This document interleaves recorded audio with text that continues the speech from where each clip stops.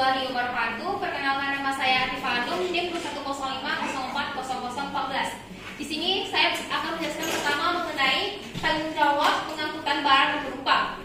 Pengangkutan barang dan penumpang merupakan satu hal yang penting dalam kehidupan bermasyarakat. Kegiatan ini dapat mempermudah perpindahan antara penumpang dan barang dari satu tempat ke tempat lain. Namun, dalam pengangkutan barang dan penumpang dapat terjadi hal risiko yang dapat membahayakan keselamatan penumpang dan barang. Untuk mencegah terjadinya risiko antara penumpang dan barang, maka diperlukan tanggung jawab dari beberapa pihak terkait, yaitu dari pihak pengangkut barang, pemilik barang, maupun pemerintah. Pengangkut barang bertanggung jawab atas barang yang diangkutnya. Pengangkut barang berhak menyediakan barangnya dengan baik agar menjaga keselamatan barang tersebut dari bahaya yang terjadi pada terjadinya di laut. Lalu pengangkut barang berhak membayarkan tarif angkutannya sesuai dengan tarif yang telah ditentukan. Lalu pihak pengangkut barang di atas kapal, di mana pemilik pengangkut bertanggung jawab atas barang yang diangkutnya, baik dari barang maupun penumpang. Pengangkut barang berhak menyediakan kendaraan kapal layak laut atau layak laut. Lalu awak kapal atau pengemudi kapal yang memiliki keterampilan dan keterampilan menggunakan kapal tersebut. Lalu pengangkut barang pengangkut barang harus menjaga keselamatan barang tersebut selama proses perjalanan kapal tersebut.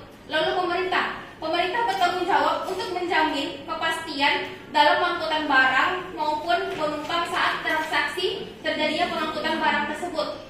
Pemerintah harus membuat peraturan terkait mengenai pengangkutan barang dan penumpang tersebut. Lalu jika terjadi risiko di laut, maka pemerintah harus siap memberikan bantuan kepada terjadinya risiko tersebut. Lalu masuk kepada perusahaan-perusahaan menunjang di bidang pelayaran. Perusahaan pelayaran tidak beroperasi sendiri, melainkan membutuhkan perusahaan penunjang lainnya.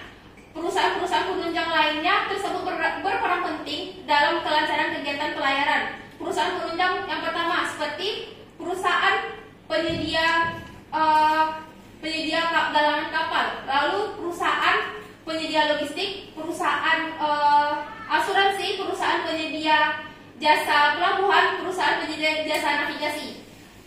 Lalu masuk kepada penanganan bahaya laut. Penanganan bahaya laut merupakan peristiwa yang dapat membahayakan keselamatan dan manusia yang ada di dalam kapal tersebut. Bahaya laut dapat diantisipasi. Bahaya laut dapat disebabkan dari beberapa faktor, baik faktor manusia, faktor teknis maupun faktor alam. Penanganan bahaya laut ini harus ditanggapi dengan cepat dan tepat agar tidak terjadinya kesalahan yang terjadi yang tidak diinginkan. Lalu ada beberapa upaya yang dapat dilakukan untuk meningkatkan terjadinya penanganan bahaya di laut. Yang pertama, meningkatkan pengetahuan dan keterampilan dari awak kapal tentang keselamatan pelayaran.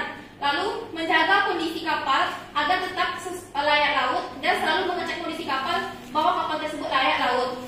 Lalu mematuhi peraturan keselamatan yang berlaku. Lalu menggunakan peralatan keselamatan yang dengan baik. Lalu ada tubrukan. Tubrukan kapal ini merupakan pergesekan antara satu kapal dengan kapal lain ataupun penabrakan kapal, yang dimana faktor tersebut dari faktor alam maupun kelalaian awak kapal sendiri. Lalu masuk kepada pecahnya kapal. Pecah kapal ini merupakan peristiwa pecahnya lambung kapal yang diakibatkan dari faktor alam maupun kesalahan navigasi. Lalu masuknya kepada pendaparan kapal. Pendaparan kapal ini merupakan sesuatu peristiwa kapal terdampar atau karamnya kapal yang disebabkan oleh kesalahan navigasi itu sendiri maupun faktor alam. Yang terakhir mengenai diketemukannya barang di laut, di mana diketemukannya barang di laut ini merupakan suatu masalah atau mengganggu keselamatan pelayaran saat seseorang melakukan pelayaran di laut.